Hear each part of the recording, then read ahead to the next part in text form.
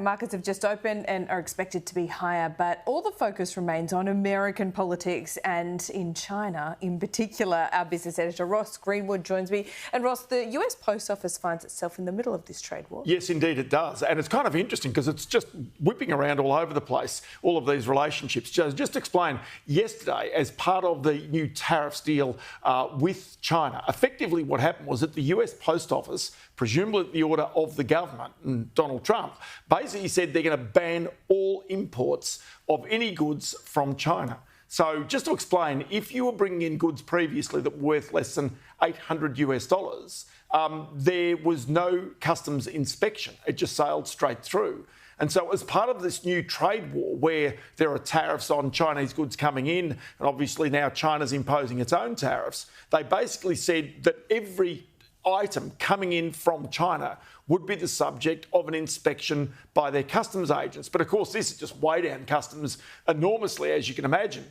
Now, so this meant that, say, for example, things coming in from Temu or from the fast fashion chain Shein or even Alibaba, which are all kind of known here in Australia, well, all of that would have completely stopped. And yet, less than 24 hours later, that ban has been reversed, which again just shows big picture, here's the policy, small picture, you're going to absolutely swamp our customs agents who won't be able to deal with this, and also drive up the price of any of those goods coming through the borders. Yeah, you can often think these trade wars are esoteric and consumers aren't going to feel them immediately, but that's a good example of that not being the case at all. Oh, well, that's exactly right. I mean, even here in Australia, you know, there's Alibaba quite clearly. Temu is here.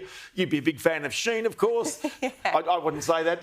Got a little Taylor Swift outfit for the concert from Shein. There you go. There you go. That's the idea. But the other fun thing about this is that you've actually got Shein itself, which has been trying to list about 10% of its shares on the London Stock Exchange. Now, this has been held up because of its work practices, in particular about Uyghur slave labour. And so this is on the go now. So it's only 10% of their shares, but still worth $6.6 billion US, wow, which just gives you a sense of how big that business is because of this two-way trade. Yeah, it's massive. Yeah. Here in Australia, it's all about energy, of course. And our gas producers think that we could just get a little boost from this trade war because China might look to us. OK, so that's true. So today, actually, Meg O'Neill, who is the Chief Executive of Woodside, is speaking. And we've already got a taste of her speech. But what she's saying, she's urging the government to try and allow more gas to be produced here in Australia, and says this is about the way in which Australia will boost its competitiveness. But in the meantime, what also takes place is if you consider that if China puts tariffs on LNG imports from America, then China will look elsewhere to find that LNG. It could go to Qatar, it could come to Australia. And it is fair to say that a lot of China's LNG already comes from Australia.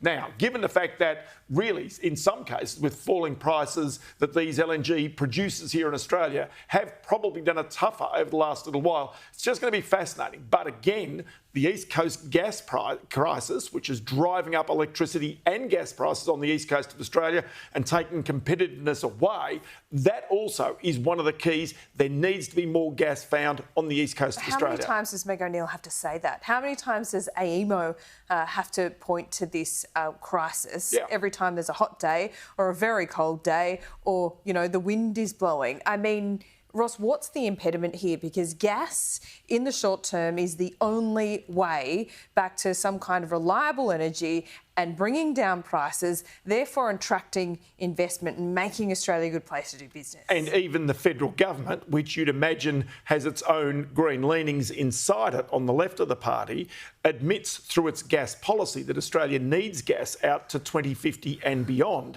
But the problem is environmental restrictions when it comes to new gas developments, which get held up for, in some cases, decades and don't come to market. Now, the other factor is that most of the gas that comes from the east coast of Australia, a lot of it is shipped overseas at international prices because of deals done previously. Contracts, right? They're tied up in contracts. They're tied up in contracts. You can't just... But technically, you want more of that gas to come into the local supply at local prices. That's right. and not at international prices. How does that happen? How do we make that happen? Because, well, that's government, isn't it? Government's got to make some decisions. And or, secondly, you've got to find some gas here in Australia, environmentally get those projects across the line and have those projects actually reserved for the Australian market. OK, Ross, what about the market today? So the market today, a couple of things happening here. They're going to be a bit stronger, as we said. But first off, let's tell you about REA Group, which is owned by or controlled by News Corporation, which is part of ours. News Corp had results out overnight. So its results are out today. And not only is REA the dominant real estate player here in Australia.